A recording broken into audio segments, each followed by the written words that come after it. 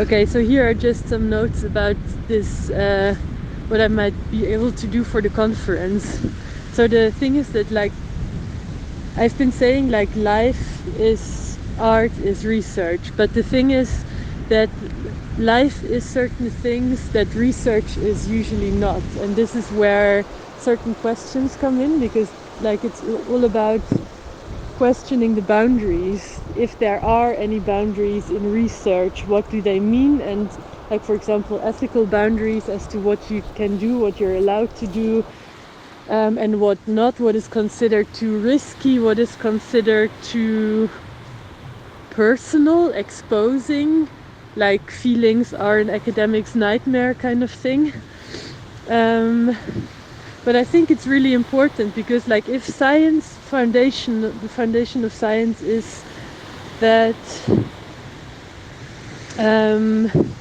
it is about gaining knowledge about everything that's going on in the world, in oneself, just like knowledge about everything possible, then it means that these boundaries are like super artificial, and that is like not helpful. And I think especially autobiographical research really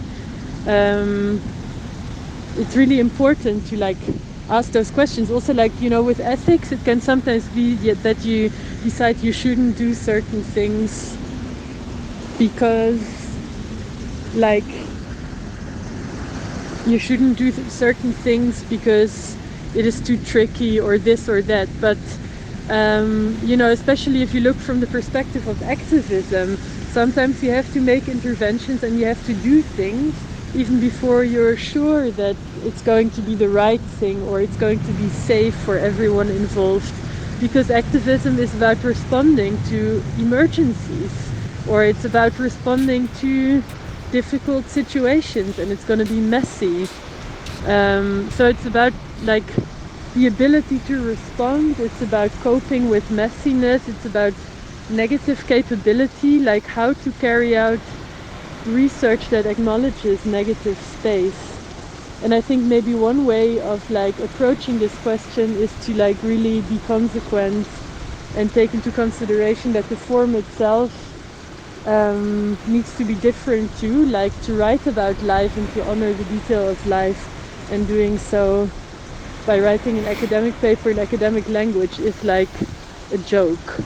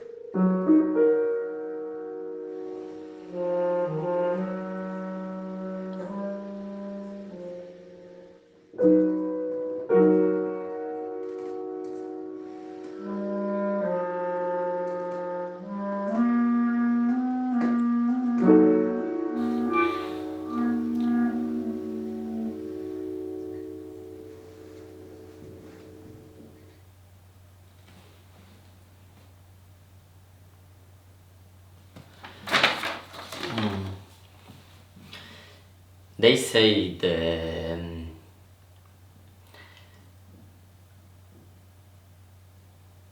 they speak about these darkness forces related to shadows of narcissism, patriarchy, colonialism.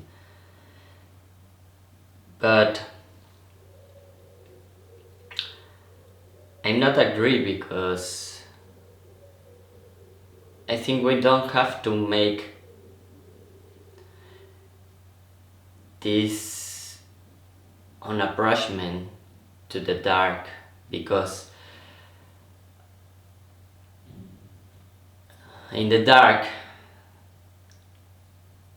the things can change the form and the things can be different, the perspective is different.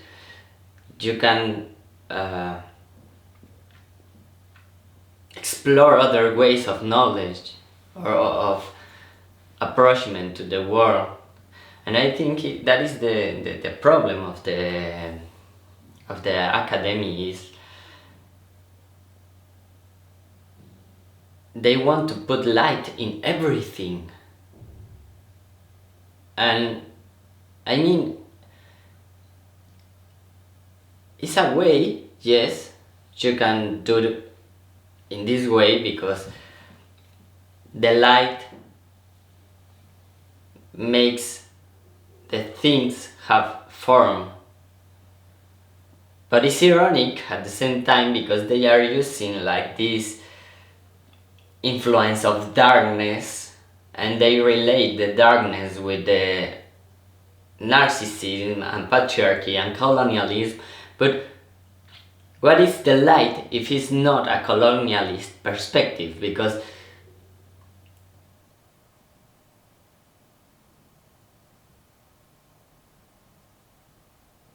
we don't have to kill the light, we only have to remove the power related to the light.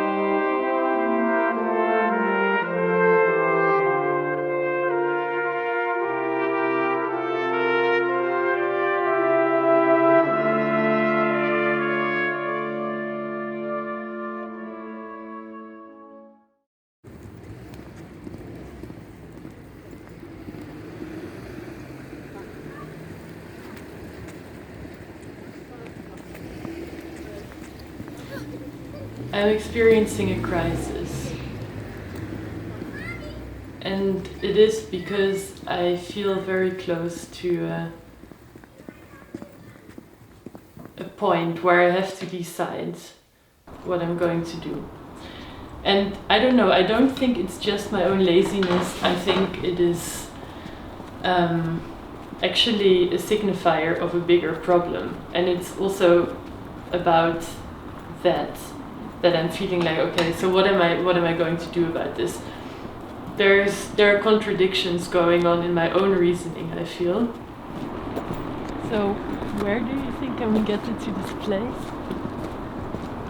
It's a pretty solid sensor right here. What am I trying to achieve? I want to be in dialogue with people. I want to have meaningful interactions. I want to do things that enliven both myself and other people. There's Orion in the sky.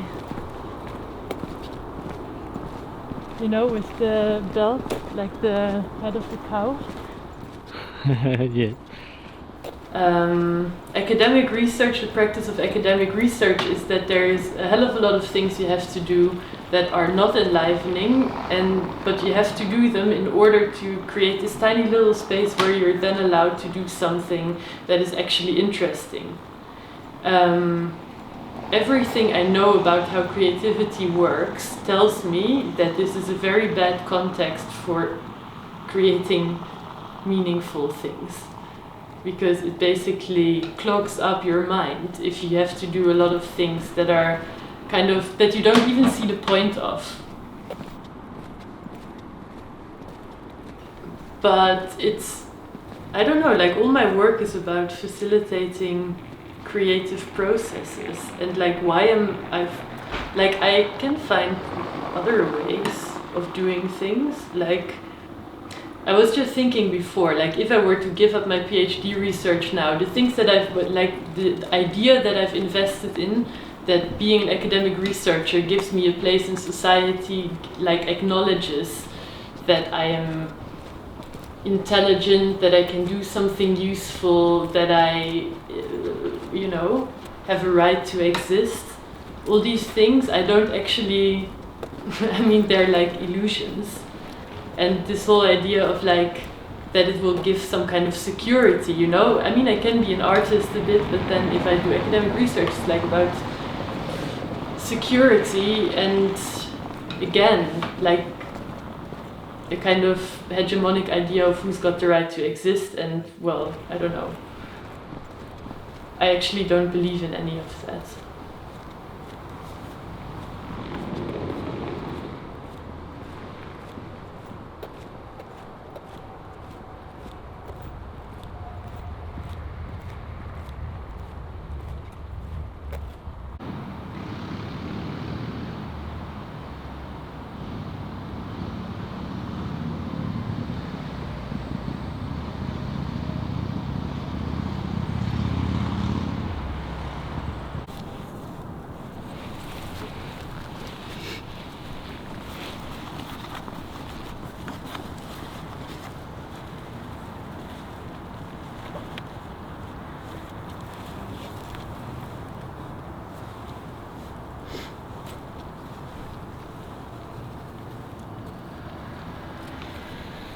I felt this contradiction in myself for such a long time. Like, why am I, like, I feel this ambition, but the ambition feels like false. It feels like, I receive a good grade for something in my master's or whatever. People tell me, wow, like your writing is so good, and it kind of like feeds my ego, but it feeds the wrong part of my ego. It feeds the part of my ego that comes from, that needs to be fed by like compliments by people who hold a position of authority within the system. And I just don't feel like doing it anymore. Like, fuck it.